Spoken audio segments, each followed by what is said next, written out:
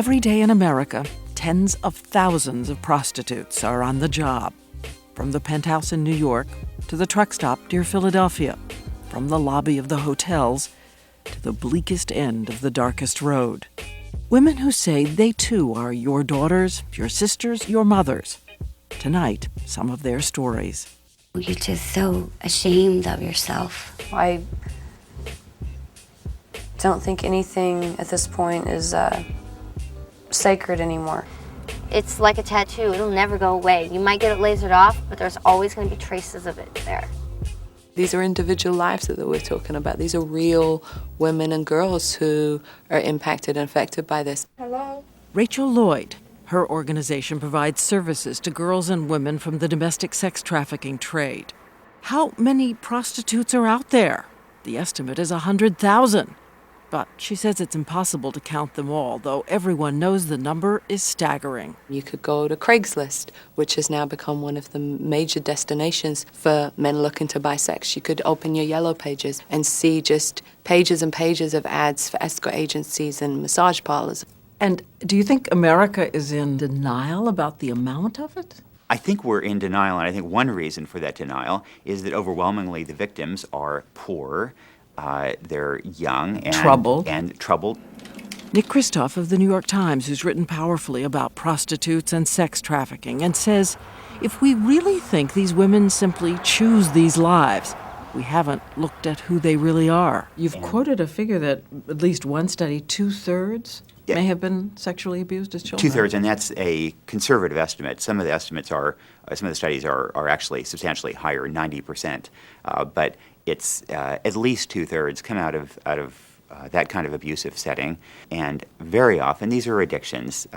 You have a tremendous proportion of women who are selling sex, are abusing drugs, and are financing that addiction through selling sex. To the people watching who say that to decide to sell your body for sex is inherently a choice deserving of contempt or scorn. I'd like the viewer to conceive of themselves as a 13-year-old girl who's been abused by her stepdad, say. Her mother doesn't want to hear about it. I don't think that one can describe that as a reasoned choice in any way. We want to believe that there's kind of bad girls and then there's good girls, right? And so we make those distinctions about who's, really a victim and who's not. I think we've bought into, again, the belief that men have needs and that this is the oldest profession. I mean, child abuse has been around since the beginning of time, right? But we don't kind of make that justification just because it's been around a long time. And she says if you still think it's just another choice, are they also choosing to die? One study of prostitutes who died reported the average age was 34. The commercial sex industry is incredibly dangerous. I mean, it's inherently violent. I mean, you just can't ultimately separate out violence. I mean, even studies of, again, high-end sex industry, whether we're talking about escorting in a strip club, wherever. Tonight, we look for answers. Why do the women do it? Why do they stay? As we take you out into the streets and into the legal brothels. You'll also hear the secrets of a woman who works at the very highest end of the trade, and the horrifying truth of the end of the road. When America looks at prostitution, it is in fill in the blank. I think we have this sort of happy hooker or pretty girl model that we think of, and that's because the women who sell sex, it works if you're selling to look happy, not to be crying. So we believe that there should be a group of people who should go through this. Good evening, I'm Diane Sawyer. 2 years ago, we began traveling the country to take a look at the real dimensions of prostitution in America, the enormity of the numbers, the human beings involved. And when the news broke about Governor Spitzer of New York, it just seemed to heighten all our questions. Like, what are the differences between women in the high end of the business and the low? And how do women from all parts of America come to the trade, and why? We know, of course, there are male prostitutes too, but tonight we're going to concentrate on the women and a warning. Some of the material is graphic, but it is the reality of what they do. And since it's Good Friday, it might be a time to ponder all our preconceptions about responsibility and blame and choice, and how you help those who dream of a way out. Hi, baby. What's up? Sorry, darling.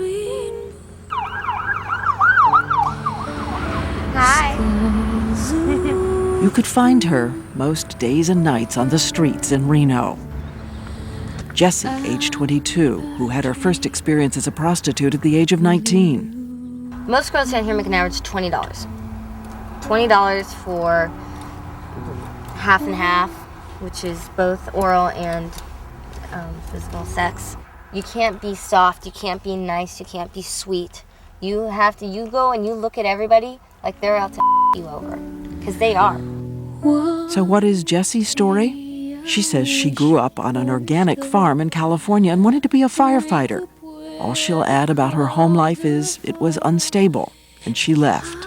She says her happiest time was joining the Navy at 17, but she says she was diagnosed with epilepsy and discharged, losing the structure and purpose she loved. I was there 2 years, but oh well. Maybe God had a different plan. Sorry. I never planned on this. She says she was homeless and had started doing drugs.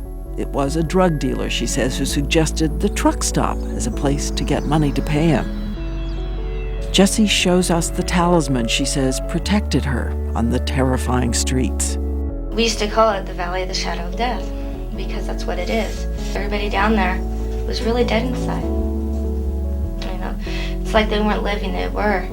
But, you know, they were just all children of the night. And again, the violence is everywhere. Every street prostitute we talked to had been attacked at least once with a deadly weapon or raped. The murders rarely make the headlines. I mean, if he'd killed 50 secretaries or 50 television producers, there would have been a very different public outcry. And so women in the sex industry, women and girls in the sex industry are seen as disposable beings. And we believe that on some level it's all right for violence to happen. Like, well, that's your choice. Jessie had dreamed of getting off the streets into safety. She's here on the internet, which has become a giant red light district. There are even do-it-yourself startup books for your own escort service, books you can buy right on Amazon. Jessie, a wobbly entrepreneur, is studying how to become a classier working girl. And the nice thing about this site is the women in the pictures are all wearing suits, and so when you first get to it, you can't really tell what kind of site it is. This escort site charges Jessie $100 to $300 to post her ad. There are private chat rooms where the kind of sex can be determined in a conversation. Jessie checks her online reviews posted by previous clients. And, face 9.5, body 8.5, which is fine. Attitude 10. Oh, that's nice. I think I have size C boobs. That's awesome. Personality evaluations, too. Clock watch. What that means is she take her time, is she rushed, is she watching the clock, that kind of thing. And so pretty much what it says is that she took her time, which is a very good review, because I do. I never rush anybody. And then these are services, FS, BB. Okay, well, FS is full sex. Log in. A bad review can ruin your income. Jessie even tries to dress for more success.